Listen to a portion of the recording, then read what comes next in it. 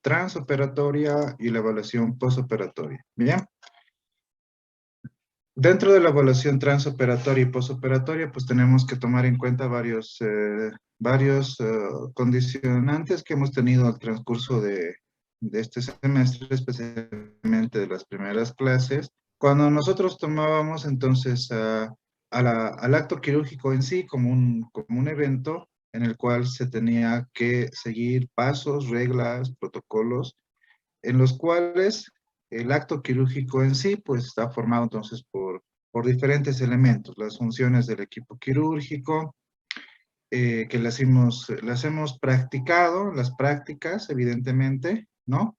Las hemos revisado brevemente, tal vez hemos hecho un énfasis un poco superficial, en el sentido que ya al realizar cada uno de los grupos la simulación, entonces, se ha tenido que revisar estos tópicos y estos aspectos. Bien, entonces vamos a ir a hablar sobre estos temas, más que todo en la evaluación transoperatoria, sobre los elementos que son fundamentales en la valoración que se tiene que hacer en el paciente durante el acto quirúrgico, ¿no? Desde que ingresa a la sala de operaciones hasta que sale de la misma, ¿no? Entonces, ¿qué es lo principal? Cuando nosotros revisamos un paciente en relación antes del ingreso al quirófano, es fundamental la identificación del paciente. Bien, la identificación pues nos va a decir a qué paciente estamos operando, ¿no? Eso es fundamental. No podemos operar a ningún paciente si no sabemos quién es, ¿no? Entonces, es uno de los elementos protocolares que rigen internacionalmente. Entonces, cualquier paciente que se encuentre asegurado o no se encuentre asegurado, eso es normal. Tenemos que saber a qué paciente estamos operando. Bien, ¿qué tipo de cirugía se va a realizar? Entonces, existe documentación, las papeletas de preparación preoperatoria, las papeletas de programación. Entonces, ¿qué es lo que se hace? Entonces, se coloca, ¿no? El tipo de cirugía, la cirugía que se va a realizar, entonces todo eso se tiene que saber, se tiene que conocer. Bien, de esa manera, al conocer los elementos y las regiones donde vamos a trabajar, entonces el equipo quirúrgico pues va a preparar la región operatoria adecuada, ¿no? Entonces, no sé si ustedes han leído hace tiempo o si lo buscan en internet, no me acuerdo si en México o en qué país, creo que en este país, la verdad, sucedió hace 2 o 3 años, donde un cirujano ingresó, creo que era en Santa Cruz, la verdad, no me acuerdo, donde un cirujano ingresó a operar un riñón del lado izquierdo por un tumor, ¿no? Y ingresó al quirófano y extirpó el riñón del lado derecho.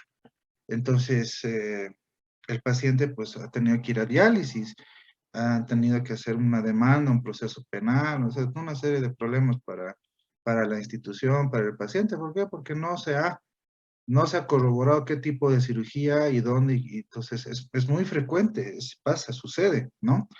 Eh, a veces, y créanme, en hospitales de alto volumen, nosotros, bueno, por lo menos ustedes han conocido el Hospital Los Pinos, ese hospital, digamos, un hospital de pequeño volumen, donde se trabaja 2 cirugías con suerte programadas, ¿no?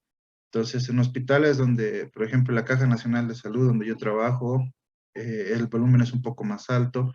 Donde yo me he formado en el hospital, la Caja Nacional, pero en el Hospital Obrero número 1, acá en La Paz, se tenían 10 cirugías, o en realidad se tenían 5 cirugías programadas por quirófano y había aproximadamente 5 o 6 quirófanos que estaban ocupados toda la mañana.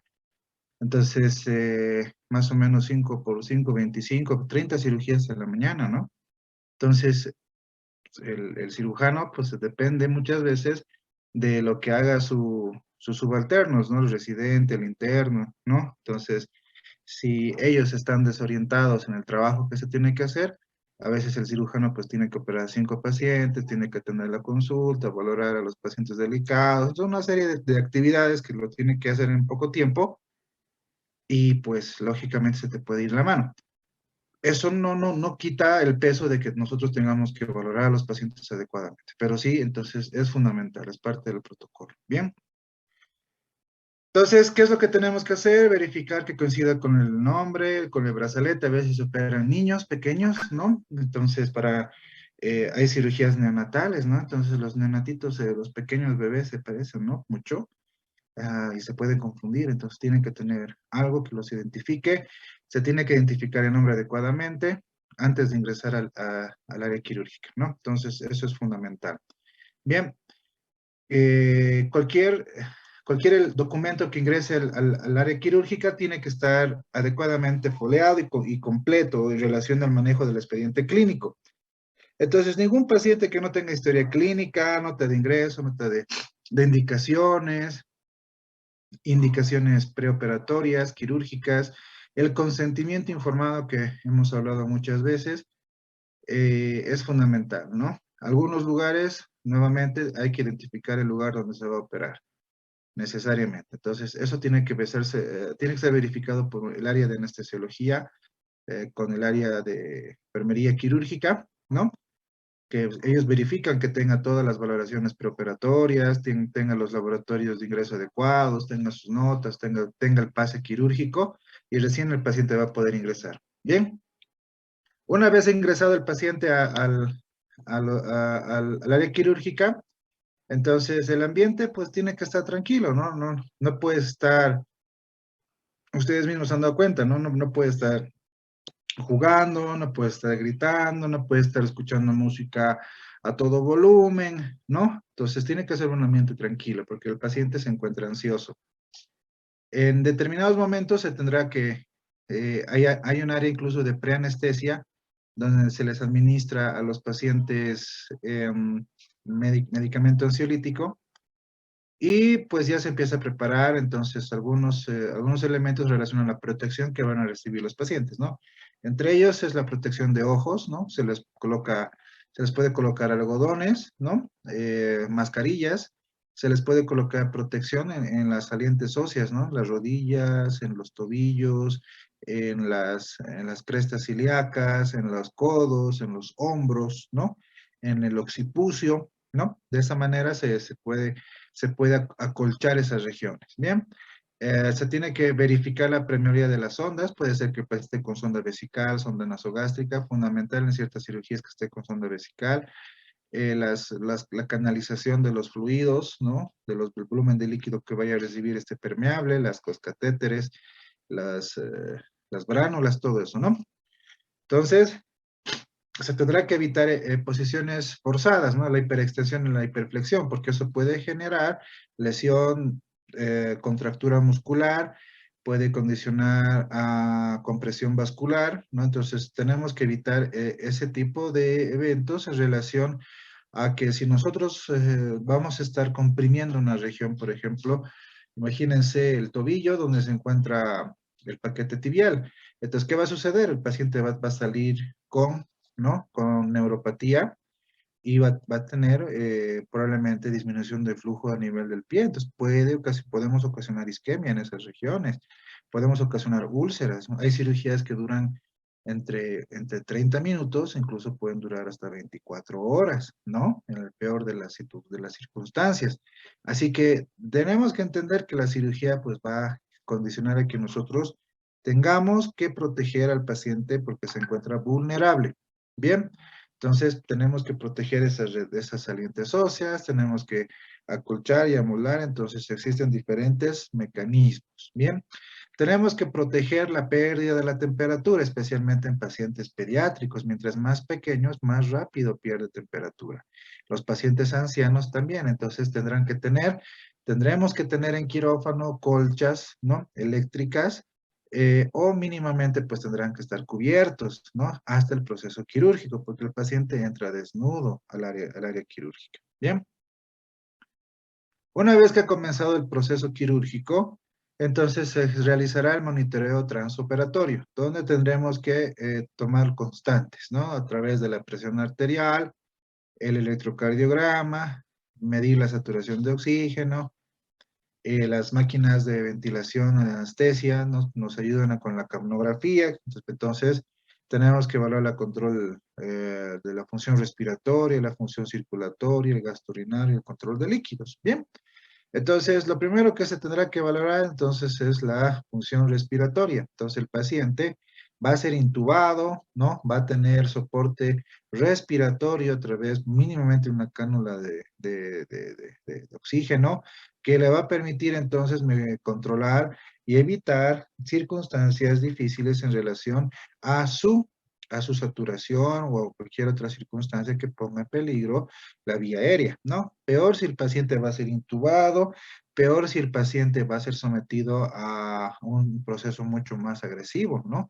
Hay anestesia, la anestesia local, la anestesia general, donde entonces seguramente dependiendo de eso se tomará en cuenta las características de cada paciente para proteger la vía respiratoria. Bien, entonces tiene que existir algunos dispositivos, tiene que existir algunos elementos que son fundamentales para trabajar. Entonces, uno de ellos, que exista oxígeno. El consecuente tendrá que existir, entonces, máquinas de aspiración, ¿no? Que permita entonces al anestesiólogo aspirar secreciones, etcétera, para el manejo y control de la vía aérea. Bien, tendremos que tener dispositivos adecuados para controlar la función respiratoria, ¿no? Desde mascarillas, ¿no? Manuales hasta máquinas de ventilación, ¿no? Entonces, estas máquinas que nos permiten administrar anestésicos y controlar y monitorear las características fisiológicas de cada paciente, entonces permitirá de una forma adecuada, entonces, monitorizar las características del paciente. Bien, entonces la monitorización de la función respiratoria va a ser en relación al tipo de anestesia que va a tener cada paciente. Bien, entonces esa monitorización va a ser en relación a el tipo de anestesia que va a recibir el paciente. Bien, ustedes cuando estén terminando la carrera van a tener una materia que se llama anestesiología. Por eso yo no me meto en esto, ¿bien? No me voy a meter en una materia que ustedes la van a llevar a futuro, que es anestesio, donde ustedes tienen que ver las características desde la anestesia local, los tipos de anestesia que existe, hasta la anestesia general y sus características, ¿no? Entonces, dependiendo de la función anestésica, entonces se tendrá que monitorizar la función respiratoria, ¿no? Hay pacientes que van a ser sometidos a anestesia general, entonces tendrán que tener entonces intubados y conectados a un ventilador, ¿no? Y la máquina de anestesia, pues entonces les generará todos los elementos de monitorización. O si un paciente va a ser sometido a anestesia local o loco regional, entonces seguramente va a estar despierto, pero lógicamente tiene que controlar el efecto respiratorio. Bien, entonces eso es fundamental. Si la función respiratoria trabaja bien, entonces las otras constantes se van a mantener de igual manera adecuadamente, ¿no?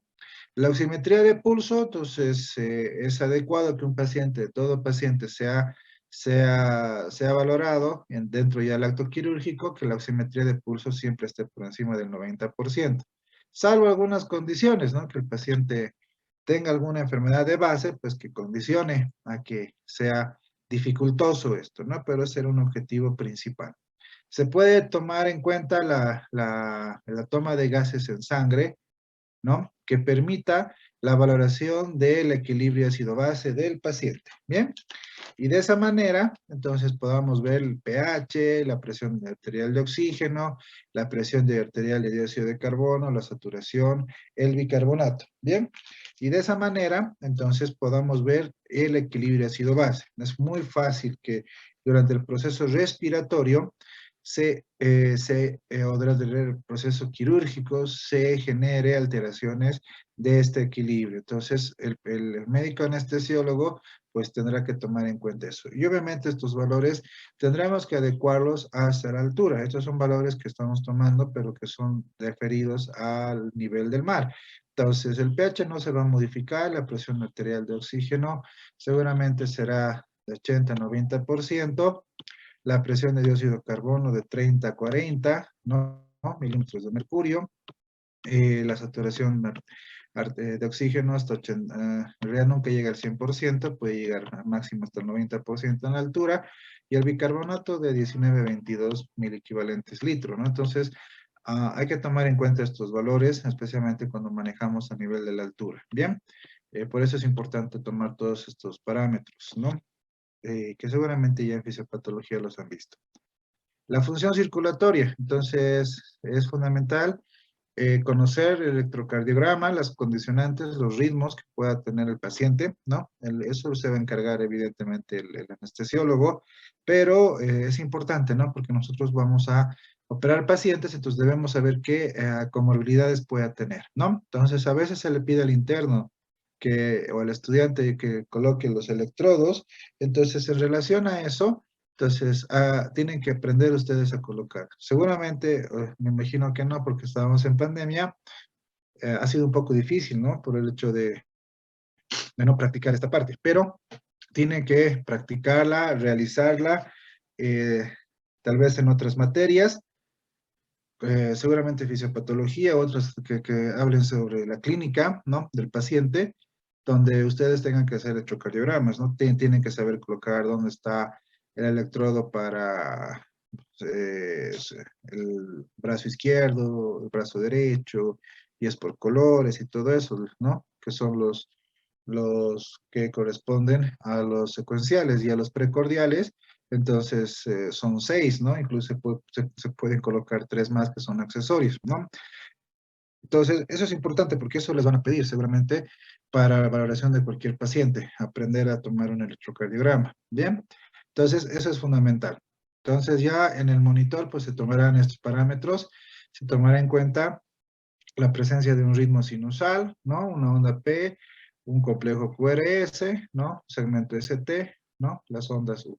Entonces, de esa manera, se controlará el ritmo, se tratará la presión arterial, ¿no? La saturación de oxígeno, la capnografía, ¿no? Entonces, de esa manera se podrá valorar rápidamente las constantes fisiológicas de un paciente. Bien.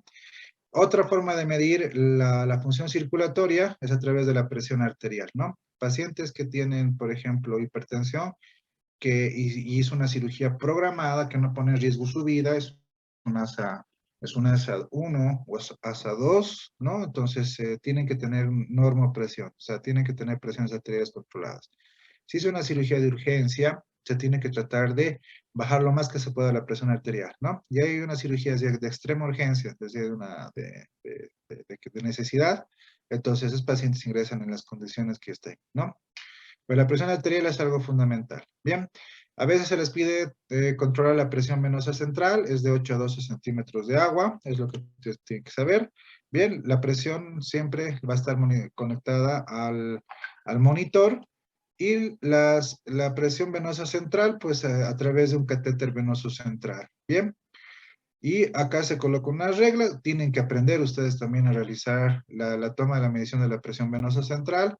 Hubiera sido fabuloso que lo hagan en fisiología, si no lo han hecho, hagan en fisiopatología. Bien, entonces de esa manera se sacan múltiplos en milímetros de mercurio y luego se convierte a centímetros de agua, y de esa manera se corrobora la presión venosa central para el estado de volemia del paciente. Bien. En algunas cirugías, especialmente las cirugías cerebrales, ¿no? Las cirugías del área neurológica, entonces evidentemente se tiene que monitorear la función cerebral. Bien. El monitoreo de la temperatura corporal, entonces hay que medir la temperatura corporal, ¿no? Y obviamente los colchones, el sistema de refrigeración o calentamiento que tenga el medio ambiente, y cada el quirófano que esté adecuadamente temperado, etcétera, ¿no? El gasto urinario es fundamental. Hay cirugías, la mayoría de ellas, los pacientes tienen que tener sondas vesicales, especialmente en cirugías complejas, donde se tenga que calcular el gasto urinario del paciente, ¿no? Eso es lo que ustedes tienen que conocer, que el gasto urinario mínimamente en un adulto es de 0,5 ml kilogramo peso hora. Bien. El control de líquidos es fundamental porque tenemos que saber cuánto ha orinado el paciente, cuánto ha sangrado, cuánto ha perdido por sondas, drenajes, ¿no? Nasogástricas, estomas. Se tiene que medir pérdidas de otros líquidos, ascitis, intestinal, biliar, durante el transoperatorio, ¿no? Entonces, ahí se calcula las pérdidas insensibles, que es la transpiración o la evaporación del paciente que ha estado en quirófano. Bien, entonces todo eso son egresos del paciente. Y al final, al finalizar, es fundamental el recuento de material. Bien, el recuento de material, tanto de material quirúrgico como de material extra que se ha utilizado, como compresas, gasas, apósitos, lo que hayamos utilizado en el proceso, ¿no? Hilos, agujas, todo, tendrá que ser recontado. Bien, especialmente el material quirúrgico. O sea, todo lo que ingresa a la cavidad o al área quirúrgica tiene que retornar hacia la instrumentadora. Es por eso que nosotros pedimos recuento de material y la enfermera es la única que nos tiene que decir si evidentemente hay o no el recuento conforme. Si el recuento no se encuentra conforme, no podemos terminar la cirugía. Es algo fundamental, ¿no? Nosotros cuando operamos siempre pedimos recuento de material para evitar esas pérdidas. Uno de los procesos más graves de negligencia médica por los cuales los cirujanos están sometidos es cuando se pierden pinzas, tijeras, apósitos, gasas, compresas, y créanme, sucede, pasa, ha sucedido. Entonces, a veces se pierden compresas, a veces se pierden gasas, se tiene que encontrar, tiene que volver a recontar, encontrar, y a veces se encuentran debajo del zapato del cirujano, a veces se encuentran en la basura, no han contado bien los circulantes, entonces es fundamental. Se tiene que hacer un recuento consciente del material que se está utilizando. Entonces, lamentablemente hay clínicas, ¿no? De las clínicas más elementales, donde a veces no se controla eso. Entonces, es peligroso para el cirujano, ¿no? Y bueno, pues por último, entender que los tiempos quirúrgicos son fundamentales, ¿no? Nuevamente, ¿no? Los tiempos quirúrgicos, acuérdense que eran los tiempos de incisión, el tiempo de hemostasia, el tiempo de exposición, el tiempo de disección y el tiempo de sutura. Entonces, evidentemente, no puede finalizar el acto quirúrgico mientras no se controle o se adecue o se realice adecuadamente cada uno de estos tiempos, ¿no? Pues, lógicamente yo no puedo comenzar una cirugía sin comenzarla, ¿no? Entonces, es fundamental, ¿no? Sin embargo, hay cirugías donde estamos intentando hacer la incisión y el paciente hace arritmias, sube la presión alta, o sea, sube la presión, ¿no? Alguna comorbilidad que se exacerba en ese momento, entonces se suspende la cirugía. Entonces, nunca, no comenzamos, o solamente comenzamos con la incisión y tenemos que volver a cerrar, ¿no? Bien, el tiempo de hemostasia es fundamental, porque si nosotros no controlamos la hemostasia, entonces, ¿qué va a suceder? El paciente se va a desangrar, ¿no? Ya sea durante la cirugía o después de la cirugía en su postoperatorio, entonces el paciente se va a complicar, se va a morir, ¿no? Se va a desangrar. En el tiempo de exposición, donde se encuentra la separación, la tracción, la escisión, la amputación, la extirpación, la reparación, es igual fundamental, ¿no? Si nosotros no cortamos el miembro que está afectado, que está infectado, que está muerto, pues va a generar mayor infección y se va a complicar el paciente, ¿no? Si no resecamos el tumor del paciente que tiene cáncer, entonces lógicamente ese cáncer va a seguir creciendo, se va a complicar. Luego, si no reparamos el órgano, hacemos una buena anastomosis, tal vez del intestino con el estómago o hacemos un buen recambio valvular, entonces, por lo que el paciente se ha operado, entonces va a seguir mal, ¿no? Entonces el paciente va a tener complicaciones en su postoperatorio. Entonces, acuérdense que el acto quirúrgico es un acto de estrés para el paciente, ¿no? Entonces va a condicionar a estrés quirúrgico y todas las complicaciones por las cuales han llevado a la cirugía, pues se van a exacerbar, ¿no?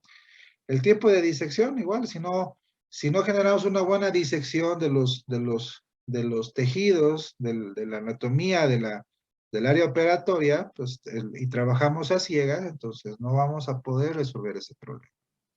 Y de igual manera, si no generamos una buena sutura o síntesis, ¿qué va a suceder? Va a suceder que, especialmente en pared abdominal, se van a abrir los puntos, se va a eviscerar el paciente, en otras regiones se va a exponer, por ejemplo, una herida operatoria, especialmente en trauma, ¿no? Imagínense, le han puesto placas, tornillos, clavos, no sé, que se exponga una región operatoria, entonces se puede contaminar y arruinar la cirugía, ¿no? Igual en cabeza, entonces es muy importante que se tenga en cuenta o se entienda que cada tiempo quirúrgico tiene que ser adecuado y ordenadamente realizado, ¿no? Entonces, eso es fundamental.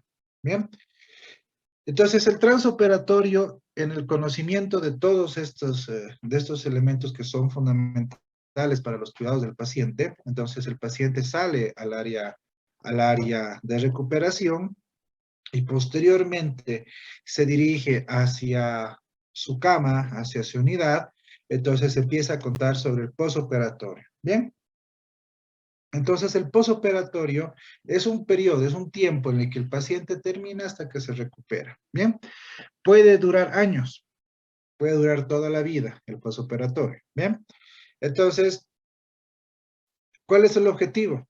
La recuperación del paciente. Bien, evitar las complicaciones y generar una buena reparación, una buena reconstrucción, o sea, que se cicatrice todo lo que ha sido lesionado. Bien, ¿cuáles son los factores que pueden condicionar a la evolución del posoperatorio? Pues entonces ya hemos visto algunos de ellos, ¿no? La nutrición, por ejemplo. Las enfermedades, ¿no? Enfermedades como la diabetes, enfermos renales, pacientes que tengan enfermedades crónicas, ¿no? Pacientes con infecciones, ¿no? Factores dependientes del proceso quirúrgico, ¿no? De estos factores, pues obviamente interviene varios elementos. La institución, los medicamentos, el ambiente, el cirujano, los ayudantes, el equipo quirúrgico, o sea, todo esto puede influir en la valoración postoperatoria. Bien, entonces los factores postoperatorios también, ¿no? Va a depender de la valoración postoperatoria del equipo que se va a encargar de revisar al paciente, del mismo cirujano, del mismo paciente, ¿no? Entonces son varias situaciones que se van a tomar en cuenta. Bien, entonces se puede dividir en tres fases, ¿no? El posoperatorio inmediato, ¿no? El posoperatorio inmediato es el que se realiza hasta las 24 horas. Eso significa, ¿no? Que en las primeras 24 horas, espérame un ratito, por favor.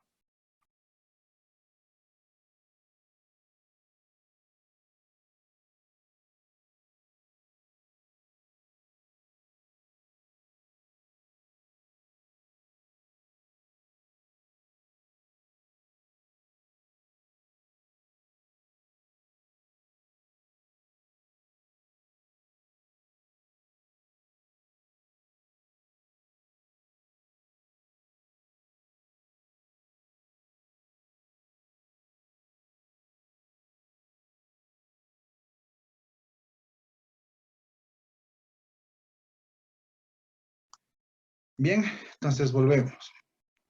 Entonces, decía, el posoperatorio inmediato es aquel que se valora al paciente dentro de las primeras 24 horas del proceso quirúrgico.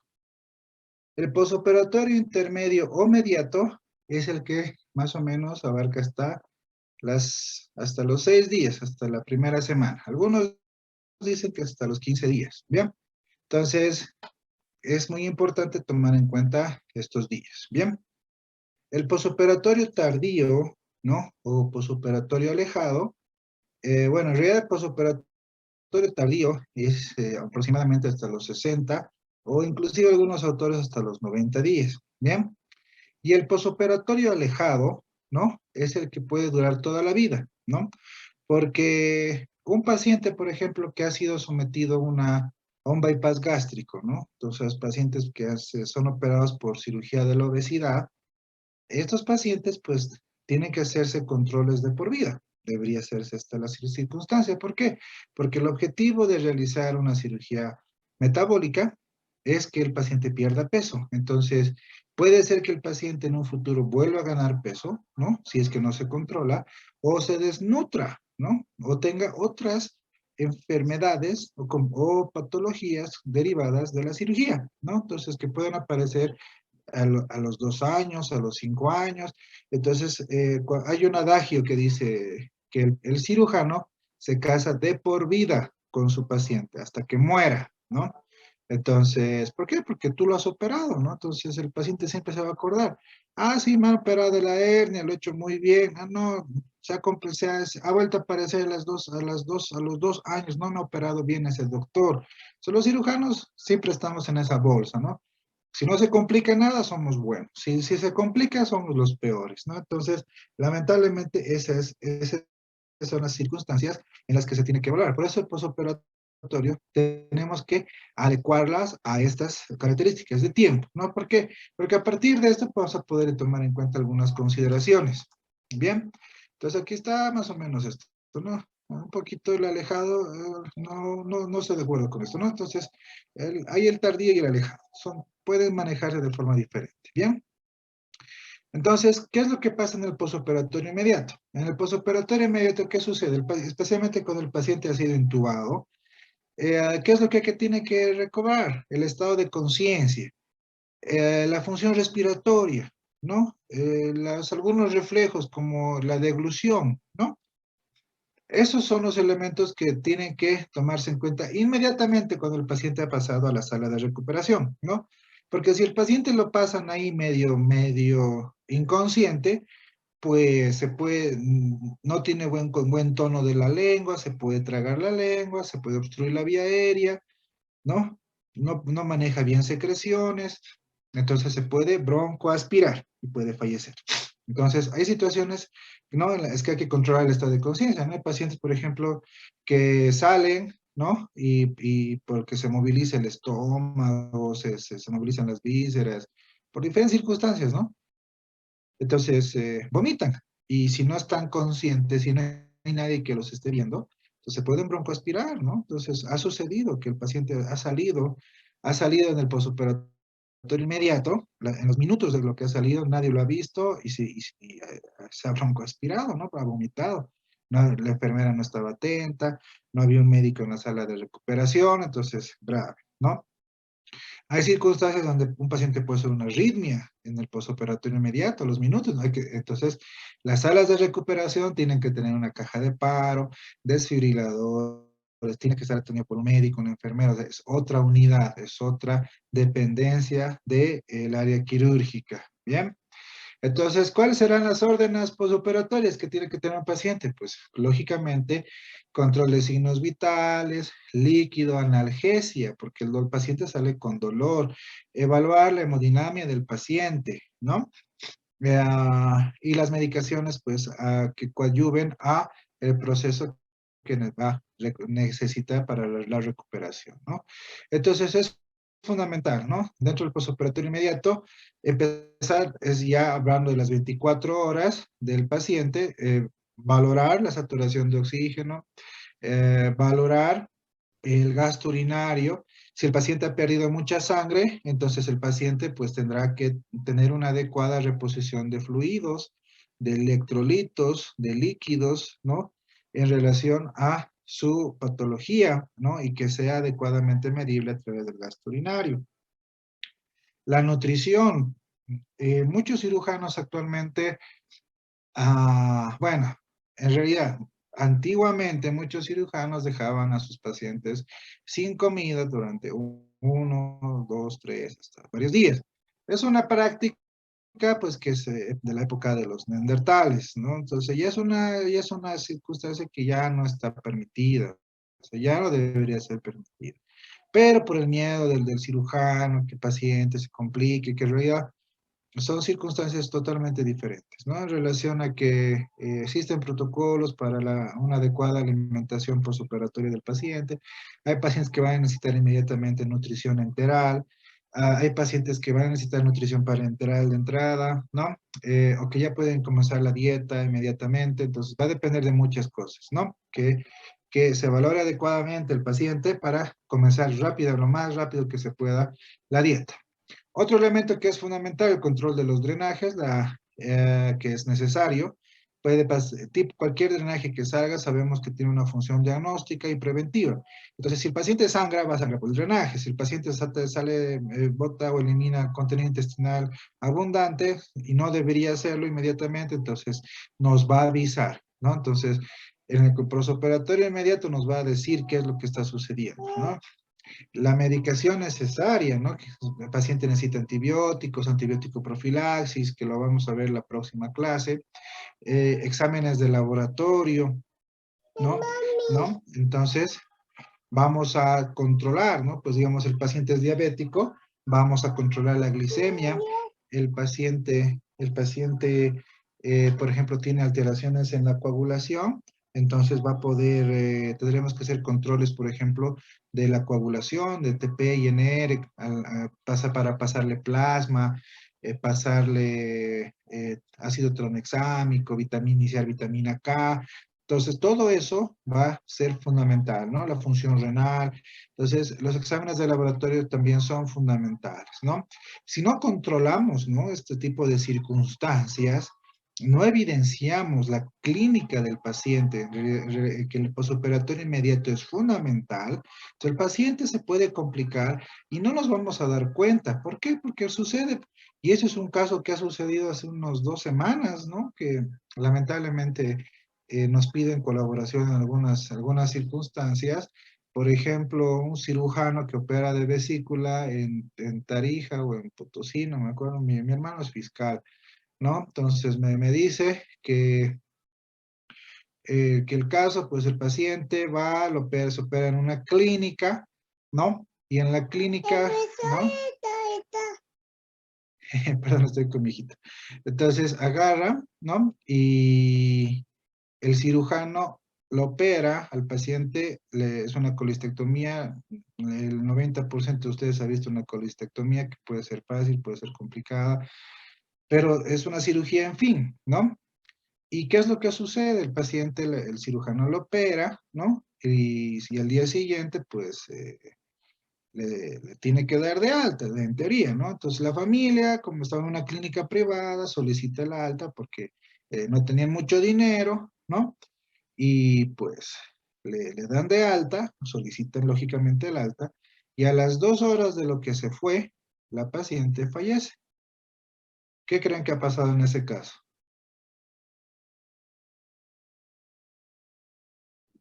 ¿Algún tipo de hemorragia? Hemorragia, lógico. Es lo más frecuente, ¿no? Se ha hecho un shock hipovolémico esta paciente. Pero lógicamente aquí entran en la bolsa todos, la clínica, los médicos que han valorado, que han estado 24 horas en la clínica, porque nadie ha visto y evaluado a esa paciente sus características clínicas, cuánto estaba orinando, si estaba con sed, si estaba pálida, si estaba hipotensa, no le han pedido un control de laboratorio, ¿no?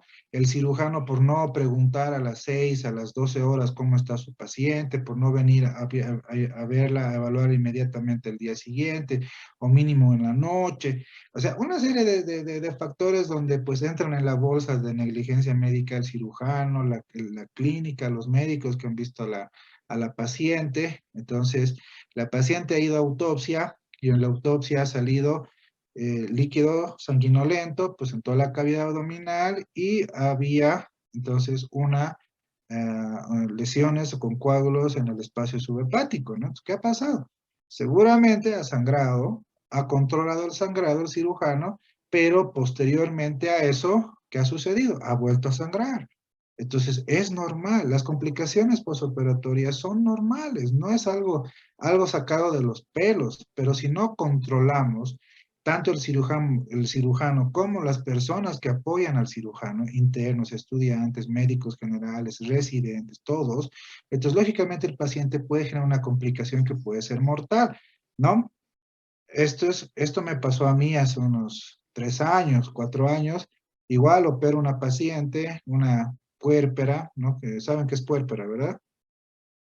Es una paciente que ha dado a luz recientemente. Entonces, las mujeres embarazadas hacen con mucha facilidad piedras en la vesícula por factores hormonales y es un problema para ellas, ¿no? Entonces, la paciente dio a luz, inmediatamente quería hacerse operar porque durante todo el embarazo ha tenido cólicos, un desastre de embarazo por este problema, quería hacerse operar rápidamente. Entonces, pues, la vemos en el hospital, ¿no? Y bueno, le digo, sí, sí sale todo bien, no estaba inflamada, era una cirugía programada, ¿no? Eh, la opero, no hubo mayor complicación, salió todo limpio, pero sí, digamos, un segmento, una región me sangró, y yo la controlé, ¿no? Con las medidas que se tienen, ¿no? Y bueno, yo dije, pues al día siguiente se va a ir mañana, y bueno, se va a ir a su casa con su bebé. En la tarde me voy a la consulta, en el hospital estaba de guardia, y a las 6 de la tarde, 4 de la tarde, me llama la enfermera de piso y me dice, doctor, su paciente está con mucho dolor y está con mucha sed. Yo le digo, póngale más volumen y dele analgésico. Bien, a las 6 de la tarde me vuelve a llamar porque yo seguía en la consulta, ¿no? Y me dice, doctor, su paciente está pálida. Entonces yo me asusto y me voy al piso, y en piso la veo pues, a la paciente taquicárdica, pálida, ¿no? Y con mucho dolor.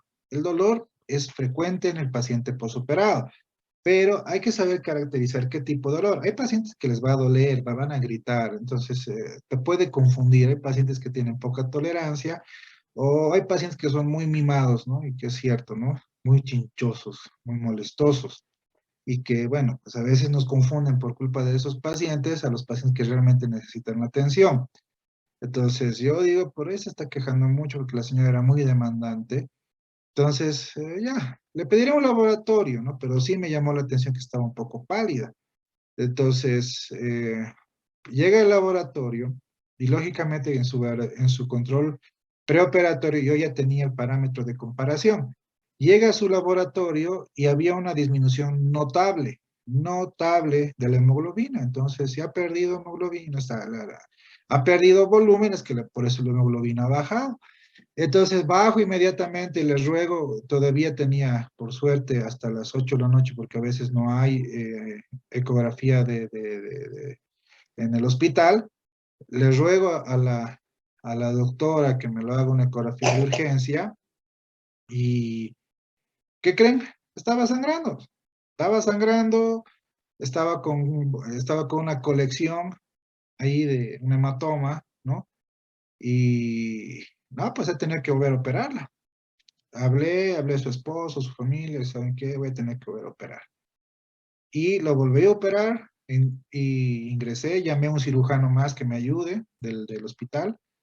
Eh, Entramos los dos, que volví a entrar por cirugía laparoscópica, no quería abrirla, porque yo dije, yo en mi concepto entendí que el lugar donde estaba sangrando es donde yo había controlado el sangrado previamente, ¿no?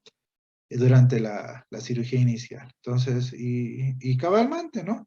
Ingresé y encontré la lesión, era como una gotita que estaba saliendo, o sea, una lesión que salía gota a gota la sangre, pero eso era lo que estaba llenando la cavidad, ¿no? Entonces, afortunadamente resolvimos eso, pusimos otras medidas más agresivas, gelatinas, que son se llama hemocolagen, ¿no? Que son unas fibras de colágeno con algunos factores que se puede colocar. También viene como gel foam. Lo pusimos ahí, lo empaquetamos el hígado lleno de eso. Le puse un drenaje, ¿no?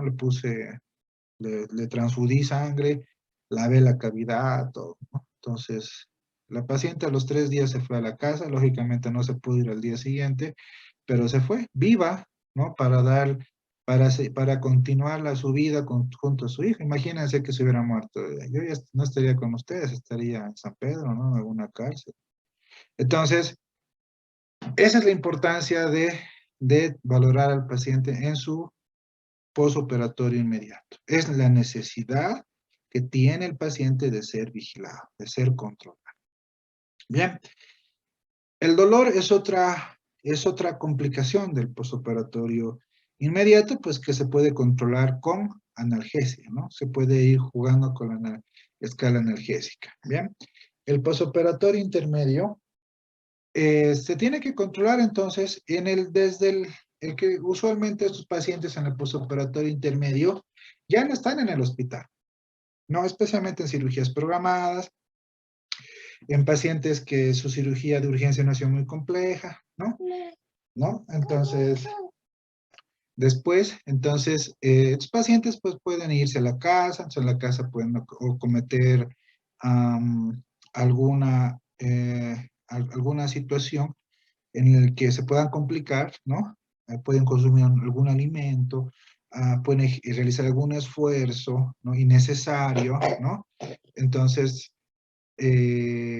o simplemente puede derivarse de la cirugía misma, ¿no?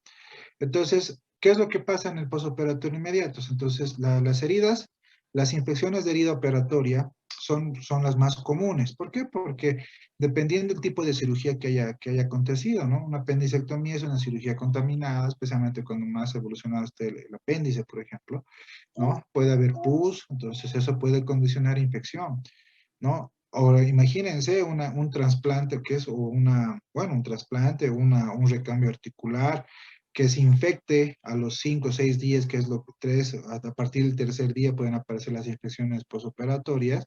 Entonces, lógicamente, eso es una complicación grave, ¿no? Que puede condicionar inclusive la pérdida de un órgano, a la pérdida de una prótesis. Entonces, al que haya una infección operatoria en una de estas cirugías, pues eso es un indicador de la mala calidad de atención que puede tener un centro, ¿no? Entonces es muy importante.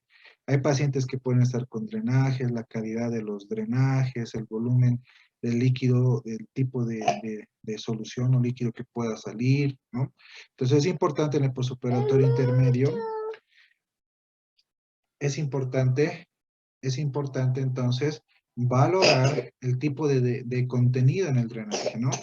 El paciente no puede perder sangre 7 días, ¿no? Entonces, seguramente los primeros días perderá sangre, luego cambiará a serohemático, seroso, ¿no? El paciente no puede estar, hay circunstancias que el paciente puede estar muchos días con débito purulento, ¿no? Pero no, va a depender de las características. Si un paciente está con débito seroso, por ejemplo, ¿no? Y después aparece con débito purulento, significa que se ha formado un absceso, ¿no? Dentro de la cirugía que se ha colocado el drenaje. Entonces, es muy importante el control de los drenajes, el control de la herida operatoria, y también aquí ingresa algunos elementos como el dolor, ¿no? Algunos pacientes pueden hacer dolor posoperatorio, ¿no? Entonces, haciendo una rememoración de lo que hemos hecho, ¿no? En relación al control de las heridas. Entonces, la fase inflamatoria puede durar 4 días, la fase proliferativa puede durar 4 a 41 días, la maduración aproximadamente 21 días, la contracción va a depender del tamaño de la herida y de muchos factores que ya hemos visto en el manejo de heridas operatorias, ¿no? Los analgésicos van a depender, ¿no? Hay pacientes que ya a los 7 días ya no deberían utilizar analgesia, dependiendo del dolor, porque si hay dolor, entonces algo está sucediendo, ¿no? O, evidentemente, es una cirugía para un recambio articular. Los recambios articulares son muy cruentos, entonces el paciente va a tener dolor todavía. Los antibióticos, ¿no? Usualmente cuando son cirugías programadas, duran máximo 24 horas, hasta 48 horas, lo máximo que podría durar. Por una cirugía de urgencia, especialmente cuando son infecciones, puede durar el tratamiento 7, 10, 14 días, ¿no? Entonces puede ser en esos casos, ¿no? Los drenajes, entonces, no deberían estar más de 5 días, ¿no? Eso sería un elemento fundamental, ¿no? Especialmente si son drenajes profundos. Los drenajes superficiales se pueden retirar rápidamente, ¿no? Y va a depender del tipo de secreción. Si nosotros vemos que las secreciones son cerosas, ¿no? El ceroso, por si que es como es ese líquido inflamatorio que no es ni sangre, no es ni pus, tiene un color amarillento, ¿no? Que aparece cuando está cicatrizando una herida, eso es un débito seroso. Entonces, usualmente cuando ya existe débito seroso y en poca cantidad, es cuando ya se debe pensar en retirar los drenajes, ¿no? Entonces, igual en el posoperatorio se deben retirar los puntos precozmente en cara y en cuello, del tercer al quinto día. Se puede utilizar sutura, eh, por ejemplo, estética, ¿no? Y bueno, pues a veces no se retiran los puntos. Algunos pueden utilizar inclusive Prolene, especialmente los cirujanos plásticos, ¿no? Monocril, lo dejan ahí, ¿no? Para que se reabsorba mucho tiempo, ¿no? Pero, entonces va a depender mucho del tipo de hilo. Pero usualmente si ya se retiran los puntos al tercer al quinto día, en regiones donde el tejido celular subcutáneo es escaso, ¿no? Y son regiones estéticas, ¿no? En el abdomen usualmente lo retiramos al séptimo, décimo día algunos, ¿no? Yo lo retiro a los 7 días. Inclusive precozmente a los 5 días, cuando ya el paciente tiene una muy buena cicatrización y no hay ninguna complicación más, ¿no? En planta de pie, dorso de mano, puedes retirarse 7 a 12 días, ¿no? En la palma de la mano, igual cada 5 días. En el tronco, igual 7 a 10 días, ¿no? Entonces, si hubiese una infección en la herida operatoria, entonces hay que retirar los puntos y ese paciente tiene que ir a segunda intención, ¿no? No, no hay que jugar con eso, ¿bien? Entonces, ¿cuáles son las complicaciones que puede aparecer? Lógicamente va a ser en la herida, pueden aparecer hematomas, ¿no? Colecciones de sangre, colecciones de pus, absceso, infección de partes blandas, celulitis. Puede llegar a fasciitis, ¿no? Que son infecciones más profundas. Dehiscencia de herida operatoria, es decir, que se abra la herida, ¿no? Entonces, las complicaciones de la herida es lo que pasa en nuestro posoperatorio, usualmente en el posoperatorio tardío, inmediato, ¿no? En el tardío, pues, usualmente son complicaciones más, valoraciones un poco más en relación a cómo evoluciona el paciente, ¿no?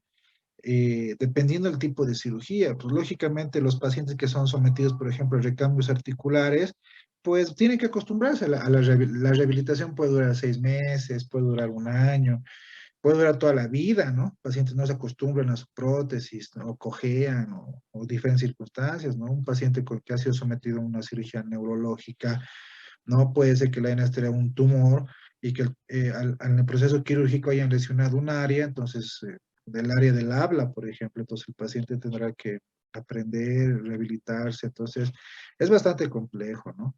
En toda cirugía puede existir un postoperatorio tardío y una complicación y una valoración postoperatoria tardía y alejada, ¿no? Necesariamente.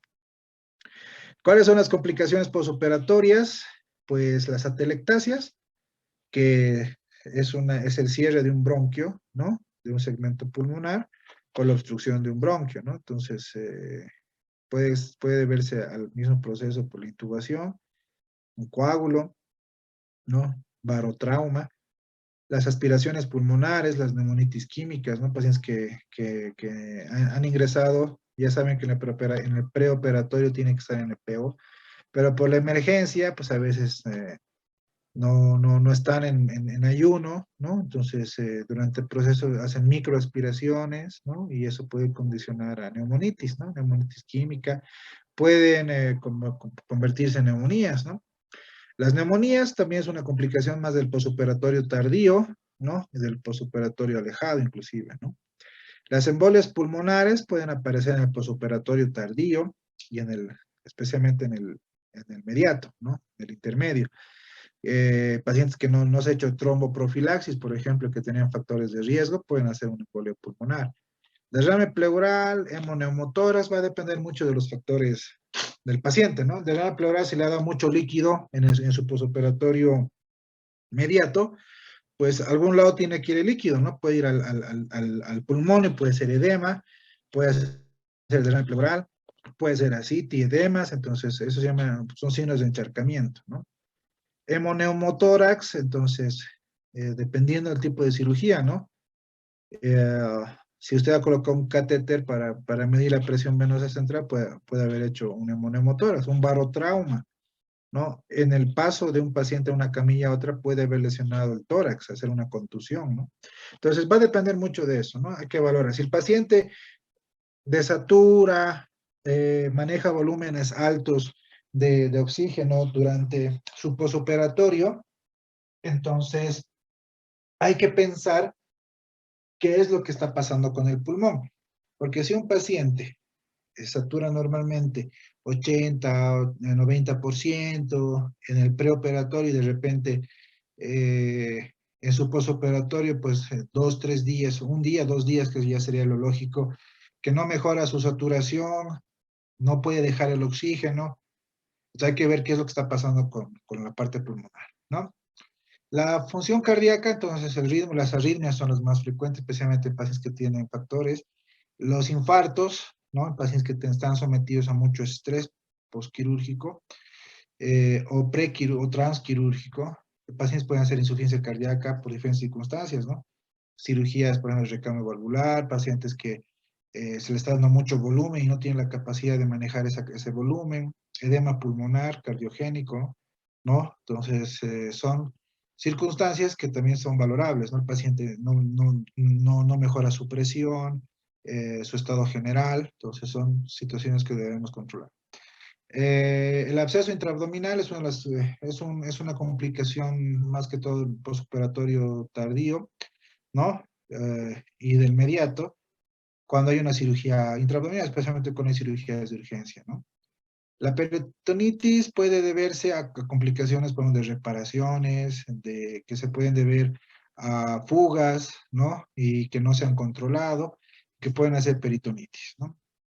Las complicaciones cerebrales, puede haber accidentes cerebrovasculares, ¿no? Cuando no hay tromboprofilaxis. He visto pacientes que han hecho un ABC y han sido sometidos a una safenectomía, cirugía de varices, ¿no? Entonces, hay que controlar eso, ¿no? Si el paciente no se maneja bien líquidos, no maneja bien electrolitos, oxígeno, volumen, puede convulsionar, ¿no? Entonces, hay que ver eso, ¿no? Las complicaciones gastrointestinales, el hilio paralítico, el intestino no funciona, puede haber diátesis hemorrágica, ¿no? Hemorragia digestiva alta, baja, paciente se estreñe, especialmente en el postoperatorio inmediato y tardío, ¿no? Porque la alimentación es mala, o sea, generalmente es mala en el hospital, o el mismo hecho de que les damos tipo de comida al paciente que no quiere, no come, no consume, o el intestino se paraliza, ¿no? Y no funciona adecuadamente, no se hidrata bien el paciente, entonces pueden hacer fácilmente constipación. Se puede manipular, se puede generar otro tipo de afecciones. La pancreatitis aguda postoperatoria es muy rara, pero puede aparecer, ¿no? Por hipovolemia. Las infecciones urinarias, ¿no? Son frecuentes en pacientes que han sido sometidos a cateterismo y los pacientes que no manejen adecuadamente el volumen, no se reponga adecuadamente, entonces pueden hacer falla renal aguda, ¿no? Que necesiten diálisis inclusive, ¿no? Los estados psiquiátricos, pues también son importantes, ¿no? En el postoperatorio inmediato, el estado de desorientación, ¿no? La agresividad que puede tener el paciente, ¿no? Psicosis, ¿no? Entonces, a algunos pacientes se levantan muy violentos. Hay que agarrarlos inclusive, ¿no? Después, en el postoperatorio tardío, el operatorio inmediato, ya no es tanto, ¿no? Porque el dolor y todo eso, ¿no? Tendría que desaparecer, ¿no? Ahora, el estado depresivo, pues lógicamente si te van a amputar una pierna, ¿no? O estás muy enfermo, lógicamente tus pacientes tienen estados depresivos muy importantes. Y dependiendo del tipo de cirugía, ¿no? Pueden tener disfunciones de otros órganos, ¿no? Hasta una disfunción sexual, ¿no? Pacientes que han sido sometidos, por ejemplo, a resecciones radicales de próstata, ¿no? Entonces, son situaciones que hay que valorar. ¿Cuál es otra complicación que es igual, muy frecuente? La fiebre postoperatoria. La fiebre postoperatoria puede venir por diferentes causas, ¿no? Puede venir por neumonías, infecciones, puede venir por flebitis, ¿no? Se instalan dispositivos vasculares, ¿no? Y esos pueden inflamarse, ¿no? Desde una bránula, entonces una flebitis puede condicionar a fiebre, ¿no? Es un paciente que hace fiebre en su postoperatorio, hay que valorar, porque hay que descartar que sea un proceso infeccioso, que es lo más grave. Los pacientes que hacen atelectasia también pueden hacer fiebre, ¿no? Entonces, es importante determinar la causa de la fiebre, ¿bien? Y un elemento que es fundamental, especialmente en el postoperatorio inmediato, es el control de ingeridos y eliminados. Esto es fundamental porque ustedes lo van a hacer. Eso lo van a hacer porque tienen que saber cuántos líquidos han ingresado, están ingresando el paciente diariamente y cuántos se están eliminando diariamente. Entonces, cuántos son los ingresos sensibles y cuáles son las pérdidas sensibles y pérdidas insensibles. Entonces, a partir de eso se hace un balance hídrico y este balance hídrico puede ser positivo, puede ser negativo. Es positivo, significa que el paciente se lo está sobrecargando de volumen. Es negativo, significa que le está faltando volumen a este paciente, ¿no? Entonces, dependiendo de esas características, entonces podemos ir haciendo un balance adecuado, ¿bien? Y hay fórmulas en las cuales nosotros podemos ver, ¿no? Que cuántos son las pérdidas insensibles, ¿no? Las condiciones basales que puede tener el paciente, si el paciente tiene fiebre, si el paciente tiene taquirnia, si el paciente tiene otro, si está con ventilación mecánica, si está con traqueotomía, está con tubo en T, está diaforético, ¿no? Si el paciente, cuánto tiempo ha estado en quirófano, por ejemplo, ¿no? Esas son constantes que ustedes tienen que conocer, tienen que saber, ¿bien? Después de eso, entonces, tienen que saber también cuánto se va a perder por orina, por sudor, por heces, por pulmones, por la piel, cuánto recibe el paciente. Y no solamente esto, ¿no? Sino también el volumen que se pierde por líquidos patológicos, ¿no? Una fístula intestinal, una fístula gástrica, una fístula pancreática, colónica, una cistostomía, cuánto de orina está perdiendo. Y no solamente eso, ¿no? Cuánto de electrolitos, cuánto de sodio, cuánto de potasio, cuánto de cloruro, cuánto de bicarbonato se pierde por cada uno de estos líquidos patológicos. Porque a partir de eso, ustedes van a calcular cuánto de volumen está perdiendo el paciente y a partir de eso, el médico tratante tiene que calcular cuánto de líquido va a necesitar ese paciente para ese día y además cuánto de electrolitos van a necesitar esos pacientes, ¿no? Porque esos pacientes, si no se manejan adecuadamente, especialmente en el paciente postoperatorio, entonces puede ser fácilmente falla renal, desequilibrios hidroelectrolíticos y ácido base. Entonces, es función fundamental y ustedes lo van a hacer en internado, como médicos generales, lo van a realizar. Bien. Y por último, entonces, actualmente se están realizando en el mundo, que ya se realiza hace mucho tiempo, los protocolos FAST y los protocolos ERAS, ¿no? Esos protocolos hablan sobre la rápida evolución de los pacientes posoperatorios, pero no solamente se hace un énfasis en el posoperatorio, sino que el paciente se lo valora desde el preoperatorio, ¿no? Entonces, protocolos ERAS hablan sobre la optimización del área o de la cirugía que se va a realizar, ¿no? Entonces, todo esto es fundamental para que exista dentro de la valoración final del paciente una rápida recuperación, ¿no? Entonces, a partir de eso, se tiene que generar que el paciente se movilice rápidamente, que se promueva la alimentación, se eliminen sondas, se utiliza analgesia adecuadamente, y así el paciente disminuye su morbilidad, disminuye su mortalidad, ¿no?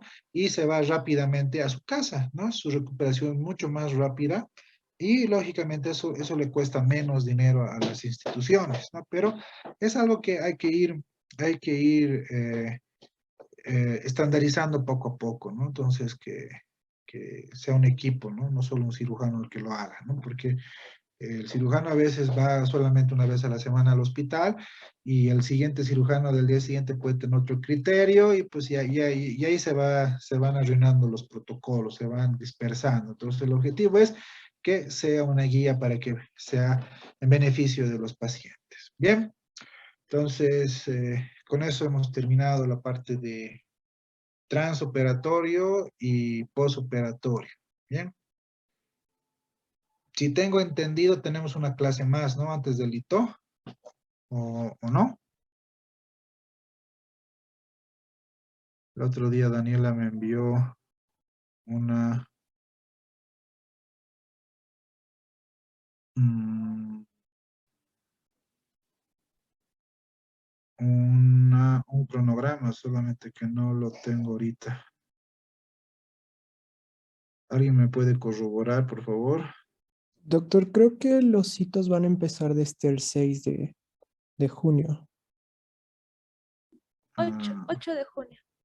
8 de junio. Entonces tendríamos una dos. semana más, ¿no? Doctor, del 8 al 15 de junio son las evaluaciones del hito 4. Le voy a volver a reenviar el calendario. Sí, lo tengo, por favor. Entonces, el 8 al 15, ¿no? Entonces, tenemos una semana más. La próxima semana vamos a tratar el tema de antibiótico profilaxis, ¿no? Entonces, ya con eso estaremos en el último tema de este hito número 4. Como ustedes sabrán y ven, son temas más que se refieren a la valoración del paciente. Entonces, hay que leer bastante, ¿no? Y bueno, lean libros de introducción a la cirugía como Schwartz, el Sabinstone, que son libros fundamentales que los leen en todo el mundo, ¿bien?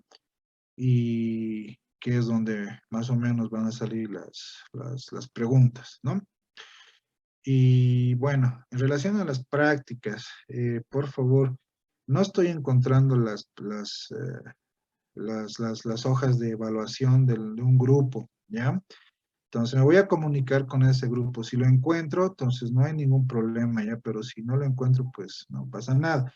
Obviamente no es el último grupo, porque eso me han dado recién, ¿ya? Y del segundo grupo creo que igual estoy. Lo que pasa es que hemos hecho modificaciones aquí en la casa. Me han puesto una biblioteca así bien bonita, pero mis papeles pues me los han movido por donde no sé dónde, entonces, y mi hijita pues tener guaguas es fregado y tener cosas al aire así, entonces no sé de qué ha hecho con eso. Por favor, les ruego eso, yo me voy a comunicar, espero que estoy buscando como loco porque la universidad ya me está pidiendo eso, y si no, pues vamos a tener que otra vez hacer el favor de que firmen su asistencia, ¿ya? La próxima semana entonces nos vemos con antibiótico profilaxis. Esta semana va a haber un caso clínico, por eso quería tocar el tema de postoperatorio y transoperatorio, porque vamos a hacer un caso clínico donde ustedes van a hacer una valoración preoperatoria, transoperatoria y postoperatoria a un paciente. Bien, entonces en base al caso clínico se les va a pedir cosas puntuales y lógicamente eh, se van a ir en los parámetros que se han ido tocando, riesgo cardiológico, ASA, qué complicaciones postoperatorias puede tener el paciente que se les va a brindar, qué consideraciones en el transoperatorio se va a tener con este paciente. Entonces, son situaciones que se les va a ir realizando puntualmente. Entonces, hasta la noche, para que tengan tiempo, se va a subir este caso clínico y lo puedan presentar hasta el martes de la próxima semana en la plataforma. ¿Ya? Entonces, no sé si tienen alguna consulta o alguna duda.